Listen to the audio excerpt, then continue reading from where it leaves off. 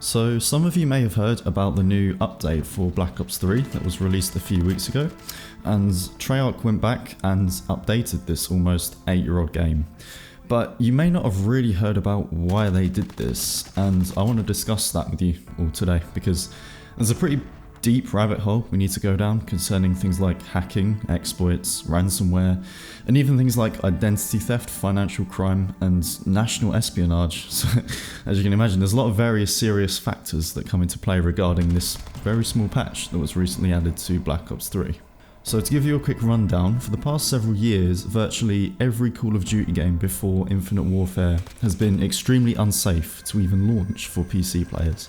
And this is because of exploits in the game's connection to the Steam servers, which enable hackers to execute RCE attacks, or otherwise known as remote code execution attacks, or ratting as it's sometimes called. And if you don't know what Steam is, it's essentially the underlying system which you launch your games from. So think of it almost as the PC equivalent of Xbox Live or the PlayStation Network. And I'll also take this opportunity to mention, now, console players, you don't need to worry about any of this. Consoles can't be attacked via these exploits. So if you're Xbox or PlayStation, if you're on one of those two, you can safely play the games like normal. And you don't have to worry about anything I'm about to say, because it might scare you. But if you're on console, don't worry. But for PC players, these vulnerabilities can essentially allow hackers to take complete control over your system remotely. So you could be sitting there playing Black Ops 2, for example, and suddenly a hacker could take control of your computer and download whatever he wants onto your system, whilst you just sit there and watch on in shock and horror as all this craziness happens to your computer. Yeah, it's that ridiculous. So the issue is actually so severe that you can even be hacked just sitting in the main menu and doing nothing. So there's a very big common misconception that you need to be in a lobby with a hacker to be at risk, when in reality you're literally at risk just by being connected to the servers in the first place, which is why people are now saying you should not run these games at all in order to stay fully safe.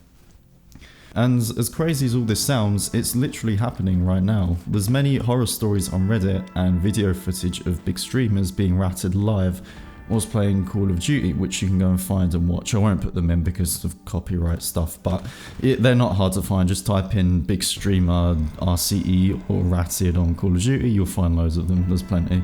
So every Call of Duty game, starting with the Steam version of World at War, because you can also play World at War without Steam, and if you do, then you're unaffected because the exploit shouldn't be there if you're not on Steam. But from the Steam version of World at War up until Infinite Warfare, they are known to harbour these exploits. So Infinite Warfare, Modern Warfare Remastered, and World War II don't have any known RCE exploits. However, this could change in the future. Obviously, they may have just not been found yet. Modern Warfare 2019 and almost every other COD game after that is currently thought to be safe, or at least mostly safe, but there have been unconfirmed reports of Black Ops 4 and Black Ops Cold War both containing RCE vulnerabilities too. But I must stress these are currently rumours, and it's definitely not confirmed if these are actually real or not. So as I said, only time's going to tell with those two games. But it's worth mentioning that RCE exploits are not just exclusive to Call of Duty either. So GTA Online is another game that's currently being plagued with dozens of these unpatched RCE exploits, which is partly one of the reasons why that game is in such a mess with hacking and whatnot. If you've ever played GTA Online, you'll know how bad the hacking situation is in that game, but that's another story. So Treyarch stepped in and released a little over 100 megabyte patch for Black Ops 3 recently, and that fixed the 4 known RCE exploits in Black Ops 3. Now, whilst this update may have helped weather the storm and made the game safer to play for PC players, its protective benefits are only limited, and I'm going to tell you why. So to start off with, the RCE exploits were really only one of several ways in which hackers could target you in these older COD games. Granted, it was probably the most serious exploit when factoring in its potential consequences on the victim, which we'll get onto in a minute, but there are still other ways in which a hacker could ruin your experience.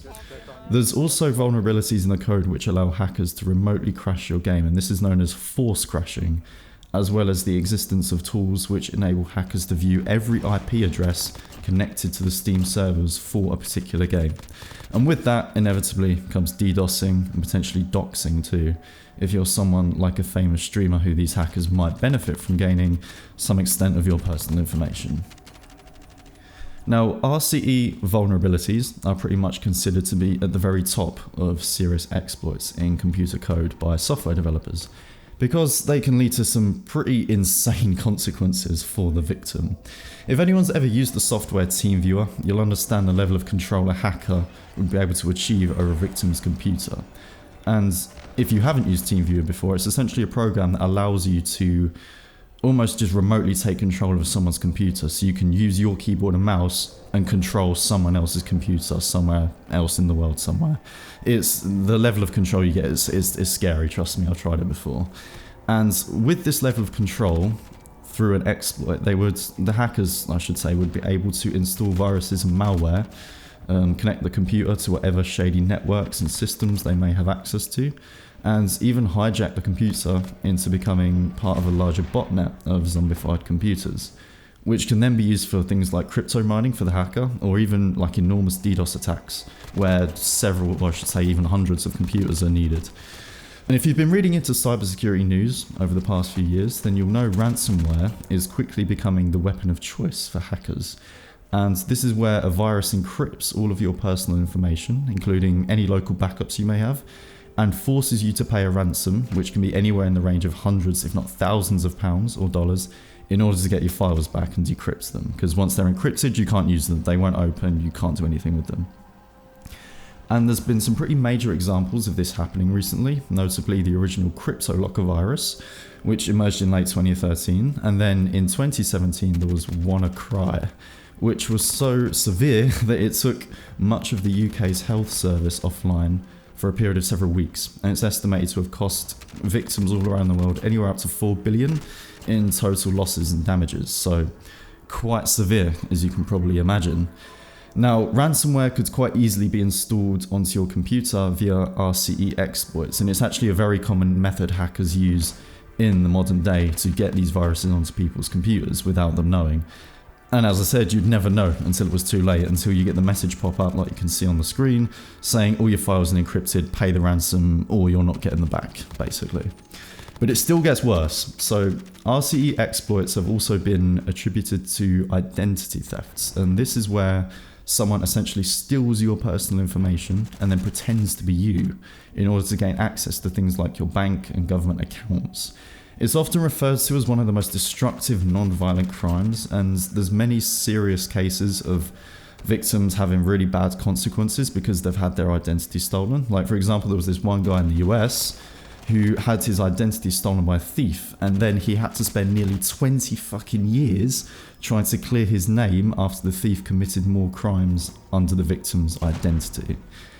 And if you thought it couldn't get even crazier than that, RCE exploits have also been used by foreign government hackers, namely Russia, to gain remote access to US power plants and government facilities. So, as you can imagine, the disasters that can be caused by RCE attacks are literally almost limitless. It's that bad.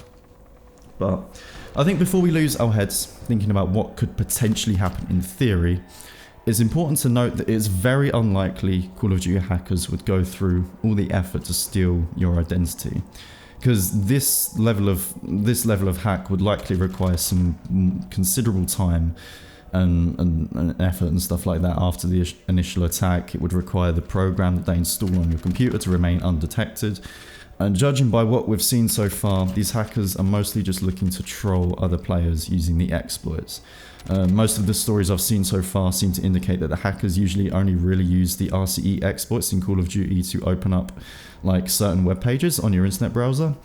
And I won't state exactly what those pages are, but I'll let your mind run wild as to what kind of pages these hackers might want to open on your web page in front of you to troll you. I'm sure you probably won't have a hard time guessing, but I don't want to get demonetized, so we won't go into the specifics, but there have been a small but considerable number of reports of people having viruses and malware installed to their systems from RCE attacks in Call of Duty. So The possibility of being attacked by ransomware definitely should not be overlooked, in my opinion. It's also much less likely an RCE attack could have any major impact on your system if you have any of the main antiviruses installed. So think Bitdefender, Malwarebytes, Kaspersky, or any of the other major companies. Because most of these antivirus products will at least say on the box that they protect against exploit attacks.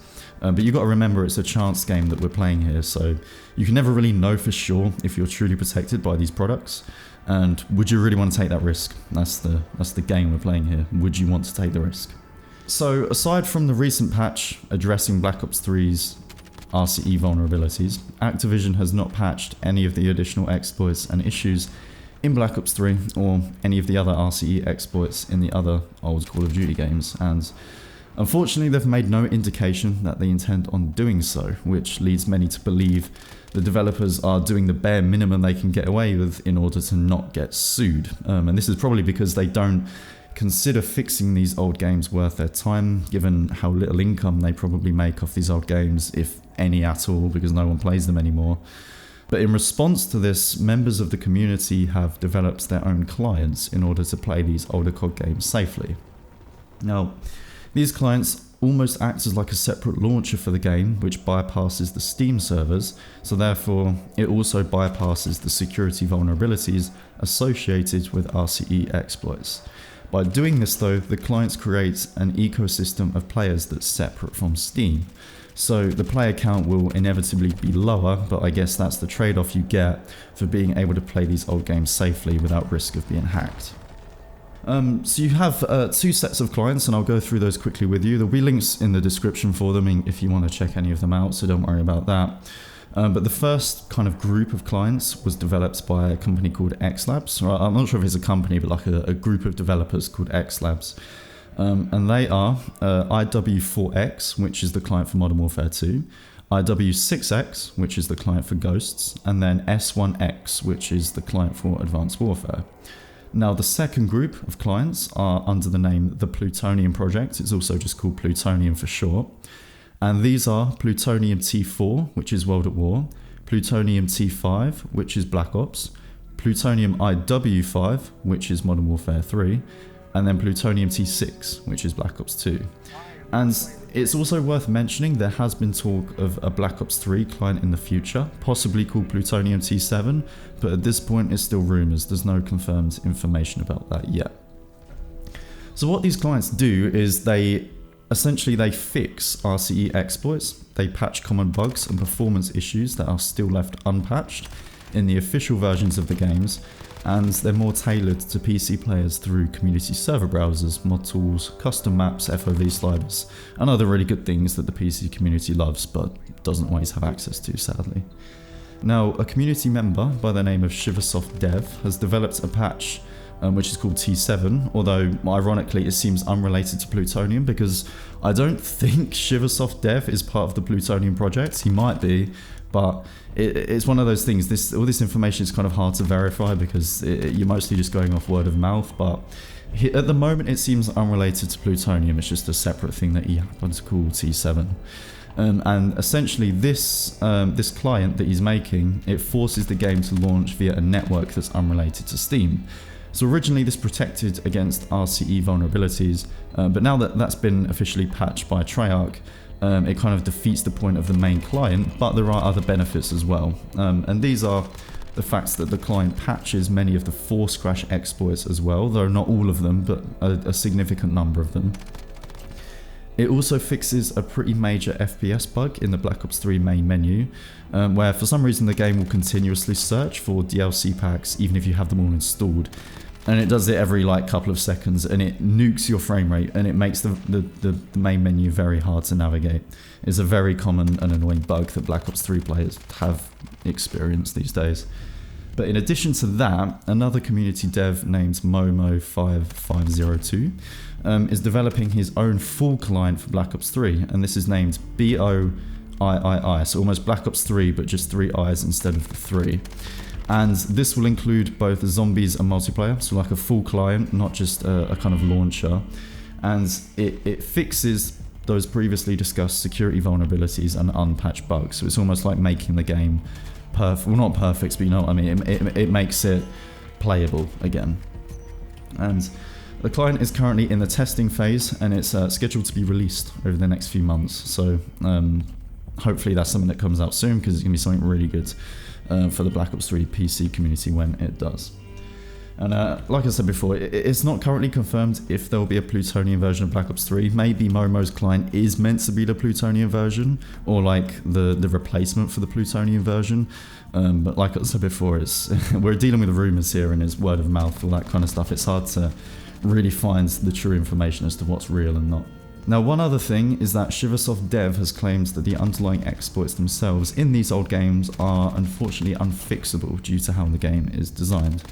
And as a result of that, Black Ops 3 today is not in a great state, despite the recent security patch. You still have DDoSing, force crashing, and that game-breaking FPS bug in the menu that still plague this game, sadly. So waiting for the full release of Momo's client is likely to be the future of Black Ops 3 on PC. But until then, we're running the official game via the Shiversoftdev T7 client, and I think that's the best option, because that at least fixes the FPS bugs and helps reduce the force crashing. With regard to DDoSing, there's talk that a VPN could help against DDoSing, because most VPN providers have enormous service bandwidths. So trying to boot the IP of a VPN provider offline is very unlikely to work, because the DDoSing tools will just not be powerful enough to knock these servers offline. However, if the hackers are targeting the Steam servers or the Call of Duty servers that you're connected to, sadly a VPN would be no help, because that's not protecting the servers, it's just protecting you. Even still, the notion that players are almost forced to jump through this many hoops to play Black Ops 3, in my opinion, is not a good look for Treyarch and Activision. It shows their money-hungry side and no desire to support these older games once they can no longer milk money from them. And if you want to play any of the older COD games on Steam, I'd strongly recommend using one of the clients we talked about a minute ago, as currently they're the best way to play these games without putting yourself at any major risk. And as I said, I'll leave a link to them all in the description, so you can find them easily. But that's pretty much it. That's all I really wanted to talk to you about today. I know there's a lot of craziness in there, a lot of scary topics to talk about, but unfortunately that is the state of the older Call of Duty games on Steam for PC these days. It's not a very good state, I can tell you that for nothing. And I would love to go back and play some of these older games, but I think I've never actually used any of the clients before, but I think what I'm going to do is download them. I really want to download the Plutonium ones because I love Treyarch zombies and definitely want to play that again. So anyways, obviously leave any questions you have down below. I just wanted to let you know the state of play kind of thing with what's happening recently. And the full story behind that Black Ops 3 patch that you may have heard about. So that is essentially the full story, as crazy as it is. So I won't leave you sitting here listening to me drone on for any longer, because it's been almost 20 minutes. But yeah, thanks for watching everyone, and I'll see you next time. Peace out.